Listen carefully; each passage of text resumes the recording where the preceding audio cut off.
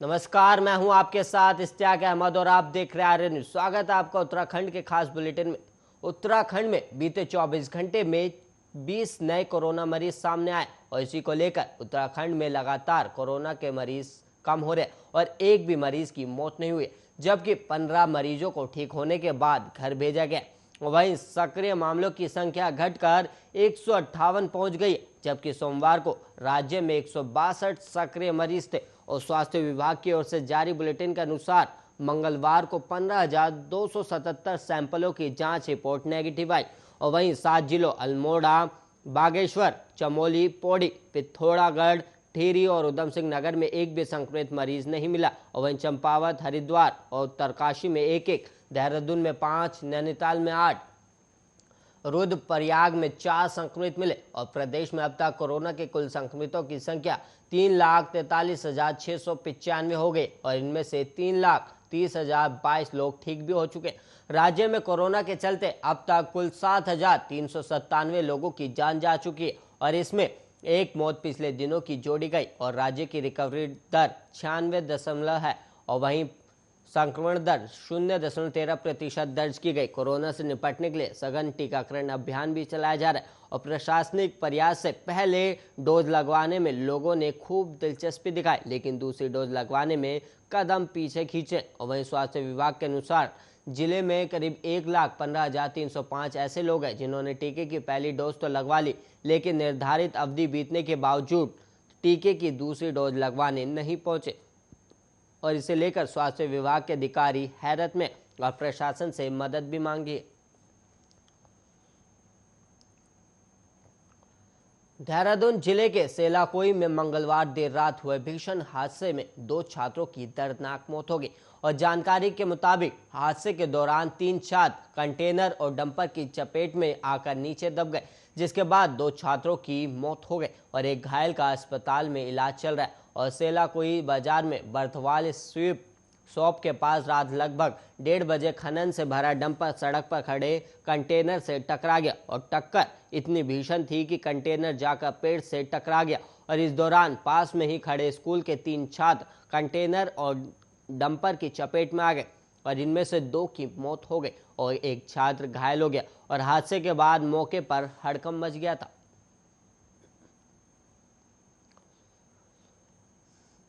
Social media पर cabinet मंत्री doctor Harak Singh Rawat की एक वीडियो का कुछ हिस्सा वायरल हो रहा है और इसमें वो कहते हुए दिख रहे हैं कि मां धारी देवी की कसम, मैं चुनाव नहीं लड़ूंगा। और इस वीडियो पर हरक ने सफाई देते हुए कहा कि वो 2012 के परिप्रेक्ष्य में कही बात कही है और हाँ, उनका इस बार चुनाव लड़ने का मन नहीं है। वहीं मंत्री हरक ने बताया कि उन्होंने एक कार्यक्रम के दौरान अपनी चुनाव के प्रति अनिच्छा जताई है और इसमें उन्होंने ये कहा कि 2012 में भी उन्होंने मां धारी देवी की कसम खाई थी, लेकिन जनता की अपेक्षाओं और चौतरफा दबाव के चलते चुनाव लड़ना पड़ा था। इस बार वो कसम तो नहीं खा रहे, लेकिन चुनाव लड़ने की इच्छा नहीं है। और उन्होंने आगे कहा कि इसके बावजूद अगर परिस्थितियां बनी तो बात अलग है। और पूर्व कैबिनेट मंत्री यशपाल आर्य के कांग्रेस में वापसी के बाद कैबिनेट मंत्री हरक सिंह रावत और बीजेपी प्रदेश अध्यक्ष मदन कौशिक की मंगलवार को धामकोटी अतिथि गृह में हुई बैठक में सियासी गलियारों में हलचल बढ़ा दी। दोनों नेताओं के बीच करीब 1 घंटे की वार्ता हुई और वार्ता को लेकर हर कोई अपने अपने अंदाज लगा रहा है। और वहीं विधानसभा चुनाव से ठीक पहले बीजेपी कांग्रेस में दल बदल का दौर चल रहा है। बीजेपी सरकार में कैबिनेट मंत्री रहे यशपाल आर्य ने और उनके बेटे विधायक संजीव आर्य के साथ कांग्रेस में घर वापसी कर बीजेपी को झटका दिया और इससे बीजेपी आशंकित है और कहा जा रहा है कि 2017 के चुनाव से पहले कांग्रेस छोड़कर बीजेपी में आए कई नेता अब कांग्रेस में वापसी का रास्ता देख रहे हैं। और वहीं देहरादून में संदिग्धों की तलाश में पुलिस ने मंगलवार तड़के बिंदाल बस्ती में चेकिंग अभियान चलाया और इस दौरान पूरी बस्ती को छावनी में तब्दील कर दिया गया। यहां लोगों के घरों में चेकिंग की गई और इस दौरान 27 ऐसे लोग मिले जिन्होंने अपने किराएदारों का सत्यापन नहीं कराया था और एसएसपी जन्मेजय खंडूरी ने शहर और आसपास के इलाकों में सघन चेकिंग अभियान चलाने के निर्देश दिए थे। और वहीं इसी सिलसिले में मंगलवार को सुबह करीब 4:30 बजे कोतवाली और कैंट थाना पुलिस और पीएससी के सैकड़ों जवानों ने बिंदाल बस्ती को चारों ओर से घेर लिया और इस दौरान न किसी को यहाँ आने की अनुमति दी गई और न ही कोई बाहर यहाँ से गया। और घर घर जाकर पुलिस ने संदिग्धों की तलाशी की और पुलिस को अंदेशा था कि इस बस्ती में कुछ संदिग्ध लोग बाहर से आकर रुकते हैं और यही वो बस्ती है जहां पर अक्सर शराब और नशा तस्करी की शिकायतें आती थी। हालांकि मंगलवार सुबह की तलाश में पुलिस के हाथ ना तो संदिग्ध आया और ना ही संदिग्ध वस्तु। इस दौरान 27 लोग ऐसे मिले जिन्होंने अपने किराएदारों का सत्यापन नहीं कराया था और पुलिस ने इन सभी का लगभग 2.70 लाख रुपए के प्रति चालान काटा है। और वहीं सत्यापन के लिए कुल टीमें बनाई गई थी और इस दौरान कुल 180 मकान चेक किए गए।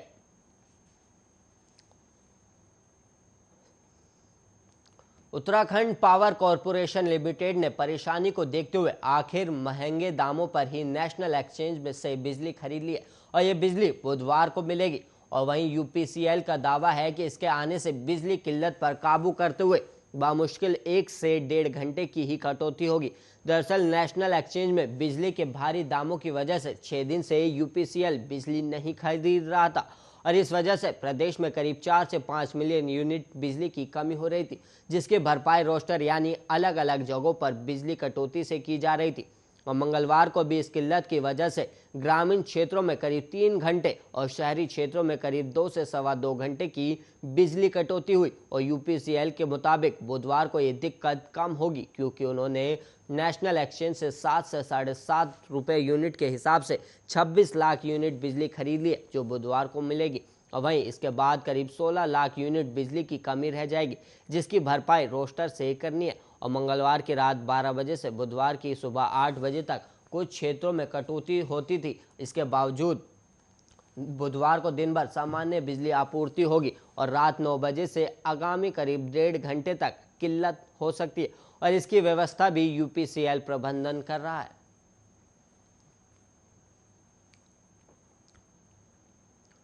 उत्तराखंड में एक और जहां सार्वजनिक यातायात वाहनों से सफर महंगा होने जा रहा है तो दूसरी ओर व्यावसायिक वाहनों का भाड़ा भी बढ़ने जा रहा है। 23 अक्टूबर को होने वाली राज्य परिवहन प्राधिकरण की बैठक में इस पर मोहर लगेगी और एसटीए की बैठक में किराया बढ़ोतरी के साथ ही कई रूटों पर वाहन संचालन परमिट आदि पर भी फैसला होगा। दरअसल लगातार बढ़ते जा रहे पेट्रोल डीजल के दामों के बीच ट्रांसपोर्ट कारोबारी वाहनों का किराया बढ़ाने की मांग करते आ रहे हैं और इस मांग को देखते हुए सरकार ने किराया निर्धारण पर निर्देश दिए और जिस पर परिवहन आयुक्त ने आरटीओ देहरादून की अध्यक्षता में समिति का गठन किया था और इस समिति ने करीब 3 महीने की कसरत के बाद किराया बढ़ोतरी का एक प्रस्ताव परिवहन मुख्यालय को भेजा है और इसमें रोडवेज की बसों, विभिन्न रूटों पर चलने वाली निजी बसों, टैक्सी, मैक्सी, ई रिक्शा का किराया बढ़ाने की सिफारिश की गई और दूसरी ओर एम्बुलेंस और ट्रकों का भाड़ा भी बढ़ाने की सिफारिश की गई। परिवहन मुख्यालय ने इस रिपोर्ट पर फैसला लेने के लिए 23 अक्टूबर को एसटीए की बैठक बुलाई है और डीजल के लगातार बढ़ते दाम अब परिवहन निगम के लिए भी मुश्किलें पैदा करने लगे और कई रूटों पर बस संचालन पहले के मुकाबले काफी महंगा साबित हो रहा है। लिहाजा निगम इसके विकल्प के तौर पर सीएनजी बसों की दिशा में काम कर रहा है, लेकिन निगम ने कोई किराया नहीं बढ़ाया और किराया बढ़ोतरी पर एसटीए की बैठक में फैसला होना है। दरअसल परिवहन निगम फिलहाल दिल्ली रूट पर 11 सीएनजी बसों का संचालन कर रहा है और इन बसों से निगम को कम खर्च में बेहतर कमाई हो रही है और एसटीए की बैठक 23 को तय हुई है और बैठक के लिए आरटीओ समिति की किराया बढ़ोतरी संबंधी रिपोर्ट रखी जाएगी और इसके अलावा विभिन्न मुद्दों पर भी निर्णय होगा।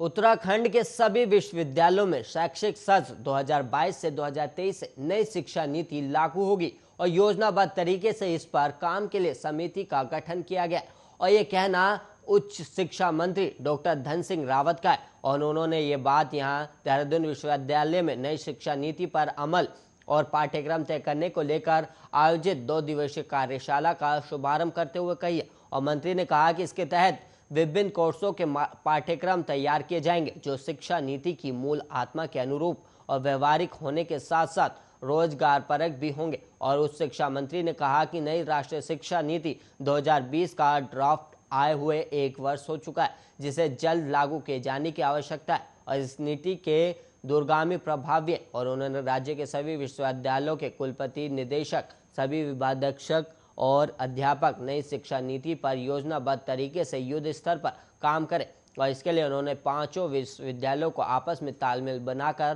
काम शुरू करने को कहा है। और उन्होंने कहा कि राज्य में नई नीति के तहत credit transfer, credit bank, digital marksheet और सर्टिफिकेट आदि पर पहले से ही काम चल रहा है।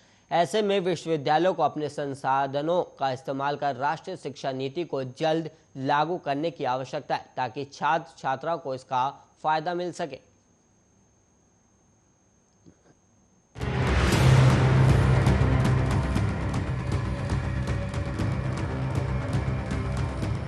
भारत में हर घंटे 27,000 शादियां होती हैं। हर महीने 8 लाख से ज्यादा लोग शादी के बंधन में बंधते हैं और हर साल 1 करोड़ लोग नए वैवाहिक जीवन की शुरुआत करते हैं।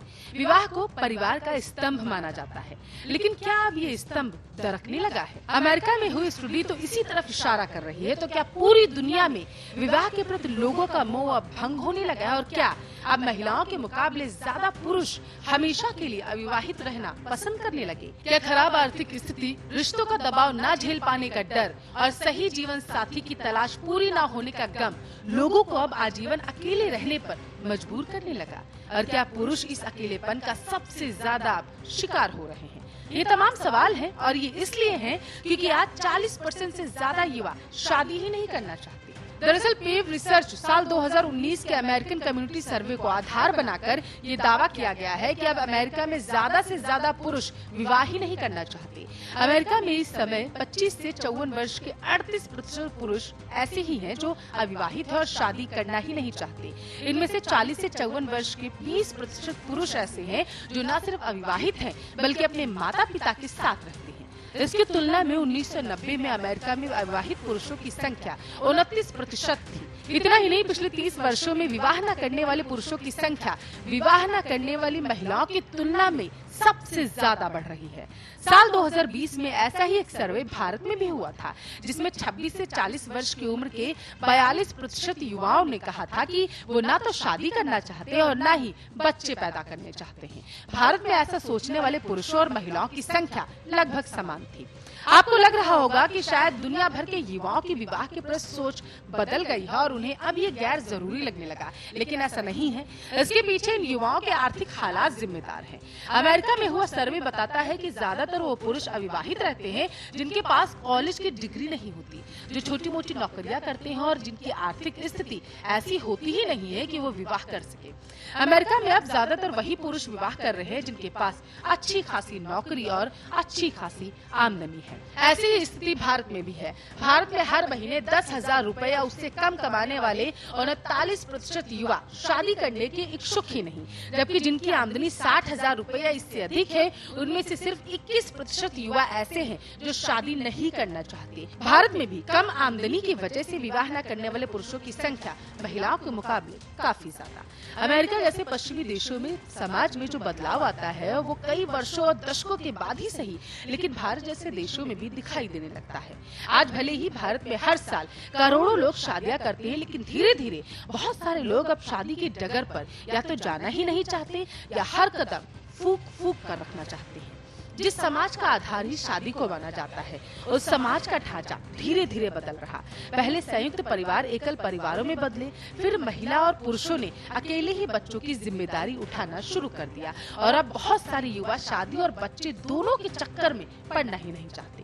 कुछ दशक पहले तक महिलाओं को ज्यादा अधिकार हासिल नहीं थे, वो पढ़ाई लिखाई भी पूरी तरीके से नहीं कर पाती थी, लेकिन अब महिलाएं तेजी से आगे बढ़ रही हैं और पढ़ी लिखी और पुरुषों के बराबर पैसा कमाने वाली महिलाएं अब ऐसा जीवन साथी चाहती हैं जो आर्थिक रूप से सशक्त हो। लेकिन बहुत सारे पुरुष इस रेस में पीछे छूट जाते हैं। लेकिन ये लड़ाई महिलाओं और पुरुषों की नहीं है, बल्कि जीवन को अपने ढंग से जीने की है। शादी के 7 फेरे और 7 जन्मों का साथ अब भी परंपरा का हिस्सा तो है, लेकिन बहुत सारे युवा इस परंपरा को पिंजड़ा भी मानने लगे। एक ऐसा पिंजड़ा जिसमें वो अपने सपनों के पंख फैला नहीं पाते। लेकिन शादी से मोह भंग क्या समाज को भी कमजोर करने का काम करेगा? इस सवाल का जवाब न तो सीधा और न ही आसान है। Special desk Aryan news.